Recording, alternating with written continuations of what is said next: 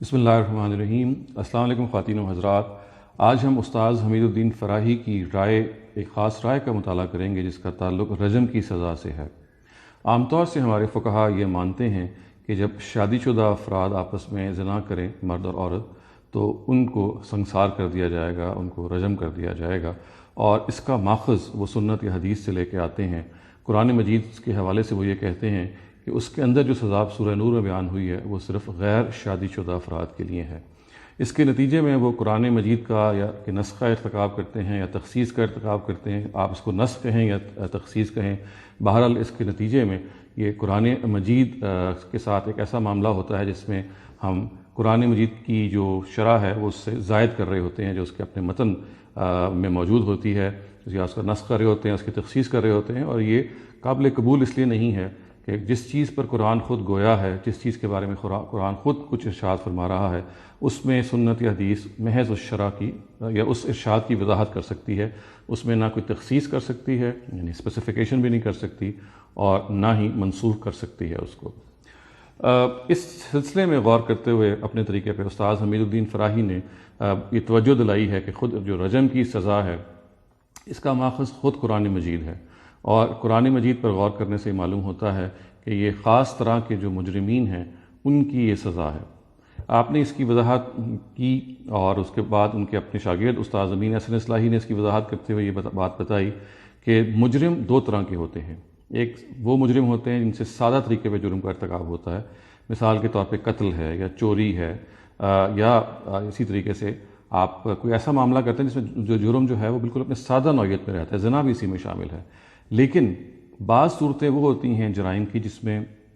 جرم سادہ نہیں رہتا، بلکہ یہ نیوسنس کا باعث بن جاتا ہے، یہ لا اینڈ آرڈر کی سچویشن پیدا کرتا ہے، یہ سوسائٹی کے نظام کو تہس نہس کرتا ہے، یہ جان مال اور آبرو کی جو پروٹیکشن ہے اس کو چیلنج کر دیتا ہے۔ گویا کہ یہ ایک ایسی صورتحال پیدا ہو جاتی ہے کہ جس میں زنا بالجبر بن جاتا ہے، چوری جو ہے وہ ڈاکہ بن جاتی ہے، اور قتل جو ہے وہ دہشت گردی بن جاتی ہے۔ تو جیسے ہم اچھی طرح جانتے ہیں کہ قتل کے اندر جب دہشت گردی کا ایلیمنٹ داخل ہو جائے، چوری جب سادہ چوری نہ رہے بلکہ علی الاعلان ڈاکے کی شکل اختیار کر دے، اور زنا جب ایک سادہ طریقے پہ مرتکب نہ ہو افراد اس کے، بلکہ کھلم کھلا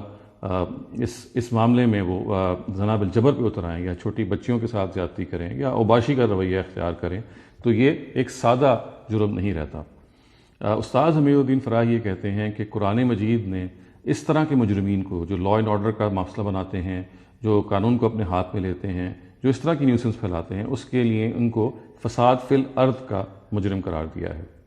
اور اس سلسلے میں آپ نے قرآن مجید کی سورہ مائدہ کی آیت نمبر 33 کو حوالہ دیا اور بتایا کہ دیکھیے اس طرح کے مجرموں کو اس آیت کے تحت ڈیل کیا جائے گا۔ آیت کے جو اپنے الفاظ ہیں وہ یہ ہیں کہ انما جزاء الذین یحاربون اللہ ورسولہ ویسعون فی الارض فسادا ان یقتلوا او یصلبوا او تقطع ایدیہم وارجلہم من خلاف او ینفوا من الارض۔ وہ لوگ جو اللہ اور اس کے رسول سے لڑتے ہیں اور ملک میں فساد برپا کرنے کی تگ و دو کرتے ہیں، ان کی سزا بس یہ ہے کہ انہیں عبرتناک طریقے سے قتل کر دیا جائے،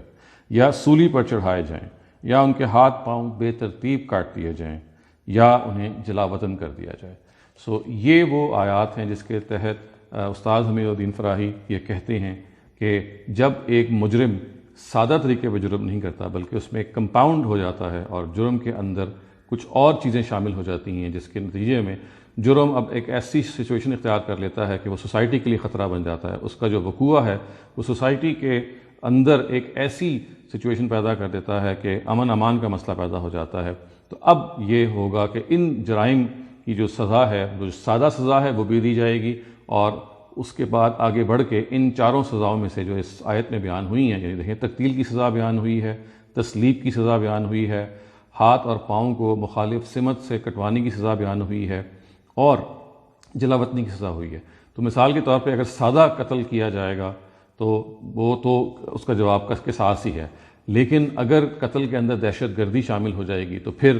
یہ سزائیں دی جا سکتی ہیں۔ یہ چاروں سزائیں ہیں، اور یہ چونکہ چاروں جس طرح سے بیان ہوئی ہیں، ان کا مقصد یہ ہے کہ یہ مجرم کے حالات کو دیکھ کر دی جا سکتی ہیں، کمی بیشی کی جا سکتی ہے۔ اس میں جو پہلی دو سزائیں وہ تو بہت سخت ہے کہ تقتیل کا مطلب یہ ہے کہ بہت برے طریقے سے قتل کر دیا جائے کسی کو، اور اس درجے میں تک قتل کر دیا جائے کہ وہ دوسرے کے لیے سوسائٹی کے لیے عبرت کا باعث بنے۔ چنانچہ رجم کی جو سزا ہے وہ انہی قرآن کے الفاظ پر بیسڈ ہے۔ نبی صلی اللہ علیہ وسلم نے ان قرآن کے الفاظ کو سمجھتے ہوئے کہ ایسے لوگ جو اوباش اور آوارہ منش ہیں، مثال کے طور پہ جو دہشت گردی کا ارتکاب کرتے ہیں، یا مثال کے طور پہ جو نبی صلی اللہ علیہ وسلم کے اپنے زمانے میں جناب الجبر کے مقدمات ان کے سامنے آئے، اس میں آپ نے ان کو رجم کروایا۔ اس آیت تقتیل کے تحت، اس سورہ کے اندر، اس آیت کے اندر جو تقتیل کا لفظ ہے وہ یہ بتایا جا رہا ہے کہ ان کو برے طریقے سے، عبرتناک طریقے سے قتل کر دیا جائے تاکہ کوئی اور دوبارہ اس کی جرت نہ کرے۔ دوسری سزا یہ بیان ہوئی کہ تسلیب، یعنی ان کو سولی چڑھا دیا جائے، اور یہ سولی بھی عبرتناک طریقے سے دی جائے۔ پھر یہ کہ ان کے ہاتھ اور پاؤں کو مخالف سمت سے کٹوا دیا جائے، جس کے نتیجے میں وہ خود ایک عبرت کا نمونہ بن جاتے ہیں۔ اور چوتھی اور آخری سزا ایک ہلکی سزا ہے کہ ان کو جلا وطن کر دیا جائے، جس کا اصل مطلب یہ ہے کہ ایسے لوگ جو فساد فی الارض کے مرتکب ہوتے ہیں، اگر وہ کسی رعایت کے مستحق ہیں تو ان کو جو اصل سزا ہے، جس جرم کا ارتکاب کر رہے ہیں، وہ تو دی ہی جائے گی، لیکن اگر وہ فساد فی الارض کے مجرم جب چونکہ بن چکے ہیں تو اس اوریجنل سزا کے ساتھ ساتھ فساد فی الارض کی جو سزاؤں میں سے سب سے ہلکی سزا بھی دی جا سکتی ہے، جو جلا وطنی کی ہے۔ تو خلاصہ یہ ہے کہ جب کوئی مجرم اپنے اندر اس طرح کا جرم کا ارتکاب کرے جس میں وہ لا اینڈ آرڈر کا معاملہ کرے، تو پھر اس کے ساتھ جو معاملہ کیا جائے گا وہ صرف وہ نہیں ہوگا جو ایک چور کا ہوگا، بلکہ چور کے جو چوری کی جو سزا ہے وہ اس کو دی جائے گی، لیکن اگر وہ ڈاکہ ڈالتا ہے تو اس کے ساتھ ساتھ ان سزاؤں میں سے بھی مزید چاروں سزاؤں میں سے کوئی دی جائے گی۔ البتہ اگر کوئی ایسی سزا دی جاتی ہے چوری کے ساتھ کہ جو موت کا باعث بنتی ہے، تو پھر عام طور سے پہلی سزا کو ختم کر دیا جاتا ہے جو سادہ شکل میں دی جاتی ہے، کیونکہ جب ایک آدمی کو جب آپ نے موت کے گھاٹ اتارنا ہی ہے تو پھر اخلاقیات قانون کا تقاضا یہی ہے کہ پھر وہ آخری انتہائی سزا ہی دی جائے۔ استاد حمید الدین فراہی کی اس تحقیق کا جو خلاصہ زنا کے معاملے میں سامنے آتا ہے، اور جس کے نتیجے ہمارے فقہا جو ہیں وہ نسخ یا تخصیص کو مانتے ہیں اور یہ کہتے ہیں کہ قرآن مجید کے اندر سنت نے، حدیث نے تخصیص کی ہے یا نسخ کیا ہے، وہ یہ ہے کہ اس صورتحال میں کہ اگر مثال کے طور پہ کسی مجرم نے زنا بالجبر کا ارتکاب کیا ہے، یا اپنی آوارہ منشی کے باعث بہو اور بیٹیوں کو اس طریقے سے رگیدا ہے، یا اس طریقے سے برے طریقے سے معاملہ کیا ہے اور ان کے ساتھ بدکاری کی ہے، یا خود وہ بدکاری کا مجرم ہے، کوئی شخص بدکاری ہی کو اس نے پیشہ بنا لیا ہے، تو اس طرح کی مجرم جو ہیں ان کے بارے میں اگر وہ رعایت کے مستحق ہیں تو سورہ نور کے اندر جو کوڑوں کی سزا بیان ہوئی ہے وہ تو ان کو دی ہی جائے گی، لیکن اگر وہ رعایت کے مستحق ہیں تو مثال کے طور پہ ان کو جلا وطن کیا جا سکتا ہے کوڑوں کی سزا کے ساتھ، اور اگر وہ رعایت کے مستحق نہیں ہیں تو پھر ان کو رجم کیا جا سکتا ہے۔ اور یہ رجم خود، جیسے کہ میں نے عرض کیا، استاد حمید الدین فراہی نے بتایا کہ تقتیل کی آیت یا تقتیل کے لفظ پر بیسڈ ہے، اور اس کیس میں بھی ظاہر ہے کہ جب وہ رجم کے مستحق قرار پائیں گے تو ان کو کوڑے نہیں مارے جائیں گے سورہ نور کے تحت، جو کہ سادہ شکل ہے اس جرم کی سزا کی، کیونکہ جب آپ موت کی سزا کو کسی اور سزا کے ساتھ جمع کرتے ہیں تو اس کے نتیجے میں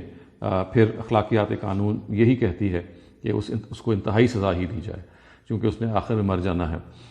یہ وہ خلاصہ ہے خواتین حضرات جو استاد حمید الدین فراہی کی اس تحقیق سے ہمارے سامنے آتا ہے۔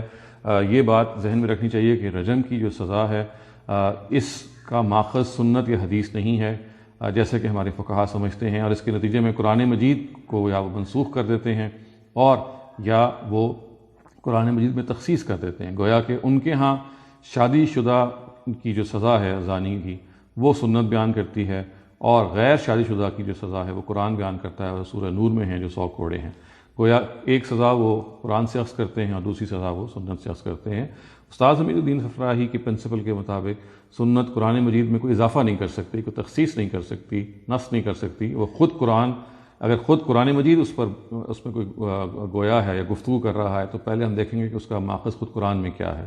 تو آپ نے یہ بتایا کہ رجم کی سزا کا جو ماخذ ہے وہ یہ فساد فی الارض کی آیات ہیں، یہ صرف رجم ہی، یہ صرف زنا ہی کے معاملے میں نہیں دی جا سکتی، یہ تو ظاہر ہے اس کا ایک سچویشن ہے، بلکہ جب بھی یہ معاملہ ہوتا ہے کہ لوگ اپنی لا اینڈ آرڈر کی سچویشن پیدا کر دیں، وہ اغوا برائے تاوان جیسے جرم کا ارتکاب کریں، یا جیسے میں نے عرض کیا کہ زنا بالجبر کریں یا بدکاری کا پیشہ بنا لیں، یا بہت سارے وہ جو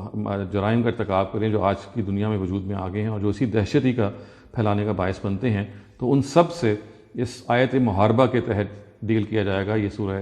مائدہ کی آیت نمبر 33 ہے۔ اس میں یہ چاروں سزائیں بیان ہوئی ہیں، جو انتہائی بھی ہیں ان میں سے بعض، اور ان میں سے بعض وہ ہیں کہ جو بالکل آخری سزا خاص طور سے وہ ہے جو بالکل ایک نرم سزا ہے جراوطنی کی، تو وہ دی جا سکتی ہے۔ تو یہ وہ تفصیل ہے جو استاد حمید الدین فراہی کی تحقیق سے ہمارے سامنے آتی ہے کہ مجرم ہمیشہ دو طرح کے ہوتے ہیں، ایک سادہ اور ایک کمپاؤنڈ۔ اور جہاں تک کمپاؤنڈ مجرمین کا تعلق ہے، یہ وہ مجرمین ہیں جن کو یہ آیت محاربہ ایڈریس کرتی ہے، اور یہی وہ مجرمین ہیں جن کو رجم کی سزا دی جا سکتی ہے۔ اور رجم کی سزا خود قرآن پر بیسڈ ہے۔ قرآن نے یہ کہا ہے کہ عبرتناک طریقے سے ایسے لوگوں کو قتل کر دیا جائے جو مثال کے طور پہ جناب الجبر کا ارتکاب کرتے ہوں، یا اپنی آوارہ منشی کے باعث انہوں نے بدکاری کو پیشہ بنا لیا ہو، یا وہ ڈاکہ زنی کرتے ہوں، یا وہ دہشت گردی کرتے ہوں، تو ان کو یہ تقتیل کی انتہائی سزا دی جا سکتی ہے اگر وہ کسی رعایت کے مستحق نہ ہوں۔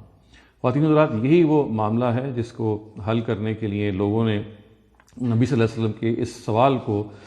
درست طریقے سے نہیں سمجھا کہ اصل میں جو انہوں نے سوال کیا کہ فلاں آدمی شادی شدہ ہے، شادی شدہ نہیں ہے، تو اس میں آپ کے اس سوال کرنے کا اصل مقصد یہ تھا کہ یہ وہ دیکھتے کہ وہ شخص رعایت کا مستحق ہے کہ نہیں ہے۔ آپ نے سوال اس لیے کیا، لوگوں نے یہ سمجھا کہ غالباً آپ نے سوال ہی اس لیے کیا ہے کہ اگر وہ شادی شدہ ہیں تو پھر ان کو سنسار کر دیا جائے گا، جبکہ یہ بات نہیں ہے۔ یہی وہ معاملہ ہے خواتین حضرات جو کہ حضرت عمر کے بارے میں ہمیں ملتا ہے روایات میں، کہ انہوں نے یہ کہا کہ اگر عمر کو یہ خوف نہ ہوتا کہ وہ کتاب اللہ میں کوئی اضافہ کر رہے ہیں تو وہ اس سزا کو یا رجم کی سزا کو کتاب الہی میں درج کر دیتے، لکھ دیتے۔ اس کو بھی اگر آپ تفصیل سے دیکھیں گے، ساری روایات کو جمع کریں گے، تو یہ معلوم ہوگا کہ حضرت عمر جو ہیں اس معاملے میں جس چیز کی طرف غالباً اشارہ کر رہے ہیں وہ سورہ مائدہ کی اسی آیت کی طرف ہے، اور وہ یہ کہہ رہے ہیں کہ ایسا نہ ہو کہ لوگوں کے سامنے یہ اوجھل ہو جائے کہ اگر ہم نے رجم کیا تو کتاب اللہ کی بنیاد پہ کیا۔ وہ اسی آیت کی طرف اشارہ کر رہے ہیں ہماری اپنی دانستہ تحقیق کے مطابق، اور یہ سورہ مائدہ ہی کی وہ آیت ہے جو وہ اس کا ماخذ بن رہی ہے، اور اسی کی طرف حضرت عمر اشارہ بھی کر رہے ہیں۔ آپ کے سامنے مقصد یہ تھا کہ استاد حمید الدین فراہی کی یہ تحقیق سامنے آ جائے، آپ اس کی بنیاد پہ غور کرتے رہیں، اور اس پرنسپل کو ہمیشہ سامنے رکھیں جو کہ ایک کارڈنل پرنسپل ہے، جو ایک بنیادی پرنسپل ہے کہ سنت یا حدیث جو ہے وہ قرآن مجید میں کوئی اضافہ نہیں کر سکتی، نہ کوئی نقص کر سکتی ہے، نہ کوئی تخصیص کر سکتی ہے۔ وہ اس کی شرح کر سکتی ہے اور اس کی تفصیل وہ کر سکتی ہے جو خود اس کے اپنے اندر ایک چیز اجمالی طور پہ موجود ہو اور اس کی وہ تفصیل ہو جائے، لیکن یہ نسخ اور تخصیص کا جو معاملہ ہے یہ سنت نہیں کر سکتی۔ اس چیز کو آپ ضرور پیش نظر رکھیے، اور اس کو سامنے رکھتے ہوئے اس نئی تحقیق پہ استاد حمید الدین فراہی نے جو پیش کی اس پہ آپ غور کرتے رہیے۔ اقول قولی ھذا واستغفر اللہ لی ولکم ولسائر المسلمین والمسلمات۔